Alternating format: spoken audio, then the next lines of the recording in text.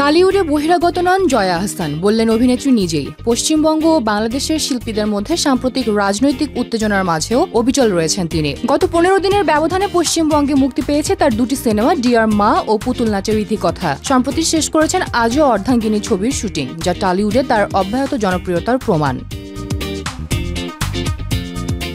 জয়া বলেন, আমি টালিউডে 12 বছরের বেশি সময় ধরে কাজ করছি। এখানে নিজেকে ওন করি, কলকাতাও আমাকে ওন করে। তিনি স্পষ্ট করে জানান, রাজনৈতিক পরিস্থিতি শিল্পীদের মধ্যে কোনো বিচ্ছিন্নতার কারণ হওয়া উচিত নয়। তার মতে শিল্পীদের কাজ মানুষের ভালোবাসা দিয়ে সবাইকে একত্রিত করা। দুই বাংলার সংস্কৃতি, মূল্যবোধ ও আবেগ এক, তাই শিল্পীদের বিচ্ছিন্ন থাকা উচিত নয়।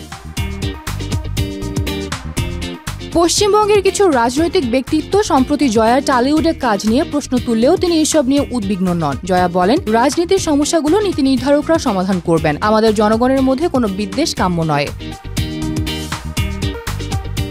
জয়ার এই বক্তব্য দুই বাংলার সাংস্কৃতিক সংহতির জন্য আশার আলো। শিল্পী হিসেবে তার অবস্থান দুই বাংলার মধ্যে সেতু বন্ধন ও সংহতির প্রতীক হয়ে দাঁড়িয়েছে, যা রাজনৈতিক উত্তেজনার মাঝেও টলতে দেয়নি তার ঐক্যবদ্ধ ও ভালোবাসাকে।